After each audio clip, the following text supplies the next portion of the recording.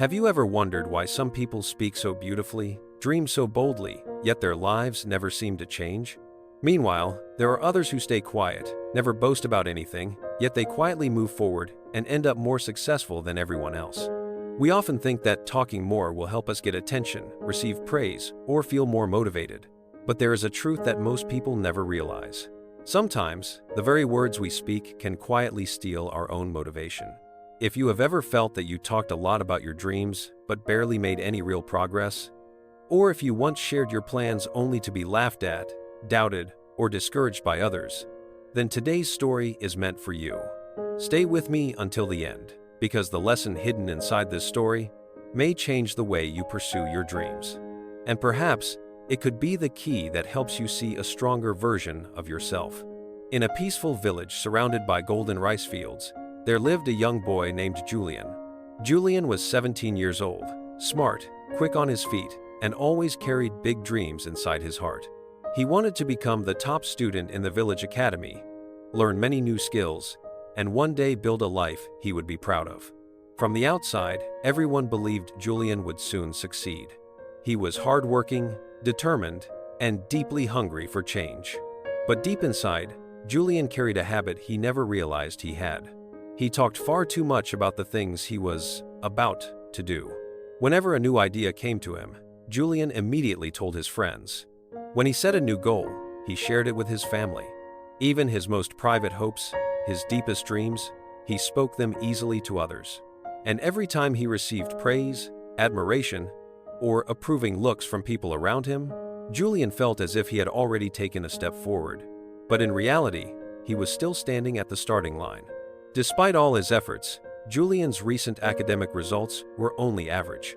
He began to feel disappointed, confused, unable to understand why his efforts never matched the way he talked about them. Day by day, an empty feeling began to form inside Julian, a sense that something was quietly draining his strength, but he did not yet know what that something was. In the days that followed, Julian felt as if everything was turning against him. His grades dropped, his friends teased him for talking better than doing, and every one of those comments hurt more than he wanted to admit. One afternoon, unable to bear the heaviness inside him, Julian went to see Mr. Elias, the man he had always considered a mentor in the village. Mr. Elias was tending to his small garden when he saw Julian walking in with a troubled look on his face. "What is weighing on your heart, Julian?" he asked. Julian stayed silent for a moment, then quietly said, "I talk so much about the things I am going to do, but in the end, I barely do any of them. I do not understand why the more I talk, the more I feel like I am losing motivation." Mr. Elias put down his watering can and looked at him with gentle but deeply knowing eyes. "I understand what is exhausting you. You have been unknowingly dropping pieces of your own strength through words that did not need to be spoken." Mr. Elias looked at Julian for a long moment before speaking softly. "Let me tell you a story about a sculptor I once knew. A man who taught me a lesson I have carried with me all my life." He began to speak in a warm, slow voice. Many years ago, in a small town in the north, there lived a sculptor named Arvel. He was not wealthy, nor did he stand out in a crowd, but he had a dream bigger than anyone else's. He wanted to create the most beautiful statue the town had ever seen. On the very first day, Arvel shared this dream with others. Everyone laughed. "A young craftsman like you wants to become famous? The most beautiful statue? What nonsense." Those mocking words discouraged Arvel. Worse than that, every time he talked about his dream, he felt as if he lost a bit of his belief, as if someone was quietly taking a piece of it away. One day, Arvel decided he would not speak another word about his dream. Instead of boasting about what he was going to create, he chose to work in silence.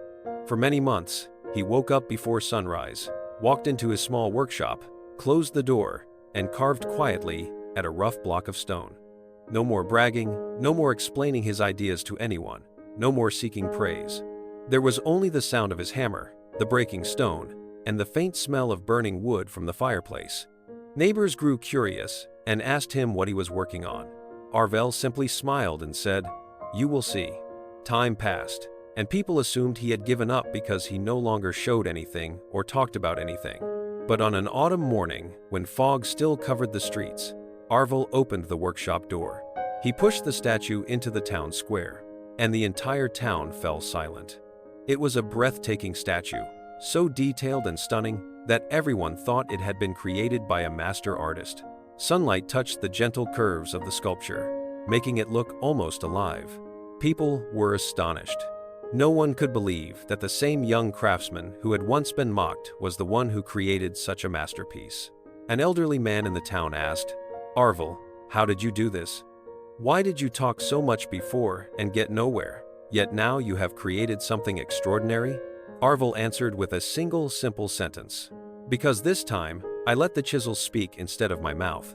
Mr. Elias looked at Julian and concluded, "Do you see it, Julian? When people talk too much about what they are going to do, they lose the strength to actually do it. But when they stay quiet, both their mind and their heart pour fully into their actions. And those actions become the loudest voice of all." As Julian listened, something inside him lit up.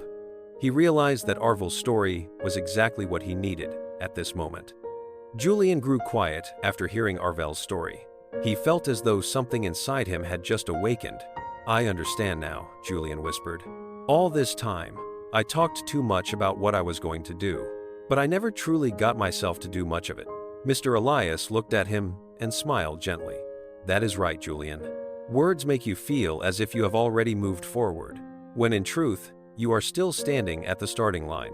Julian took a deep breath, his eyes turning more determined. "From today, I want to change. I will keep my dreams to myself, and I will let my actions speak instead of my words." Mr. Elias nodded.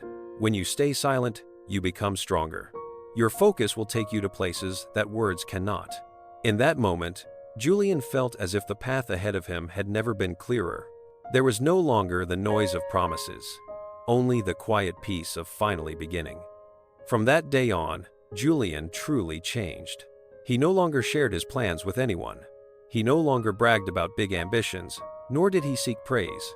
Julian simply began to act in silence. In the morning, he studied earlier than he ever had before. At night, he reviewed everything he once only talked about but never practiced. He avoided meaningless conversations and focused on every small but certain step. And something remarkable happened. Julian felt lighter, stronger. There was no longer any pressure to prove anything to anyone. There was only himself and his own goal.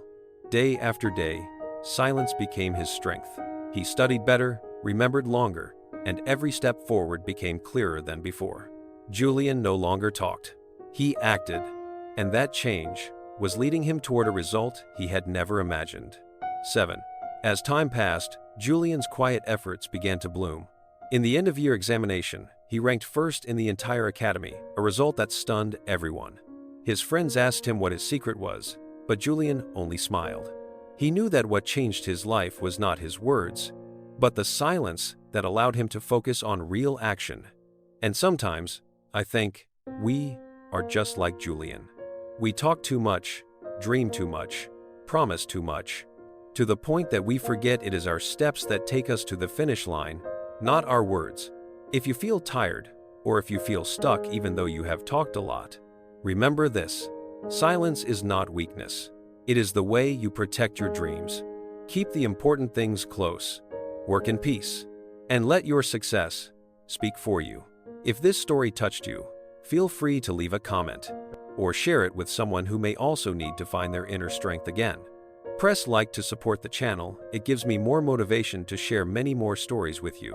I will see you in the next video. Keep moving forward, quietly but powerfully.